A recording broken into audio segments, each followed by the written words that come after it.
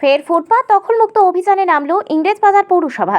শনিবার ছুটির দিনেও বিশ্রাম নেই ইংরেজবাজার পৌরসভার পৌরপ্রধানের। এদিন পৌরপ্রধান কৃষ্ণেন্দু নারায়ণ চৌধুরী ফের ফুটপাত দখলমুক্ত অভিযানে নামল ইংরেজবাজার পৌরসভায়। শনিবার মালদা শহরের ঝলঝলিয়া বাজারে অভিযান চালালেন পৌরসভার চেয়ারম্যান কৃষ্ণেন্দু চৌধুরী। সঙ্গে ছিলেন স্থানীয় ২৬ নম্বর ওয়ার্ডের কাউন্সিলর গৌতম দাস সহ অন্যান্যরা। তাদের নিয়েই এদিন পৌরসভার চেয়ারম্যান গোটা ঝলঝলিয়া বাজার ঘুরে দেখেন।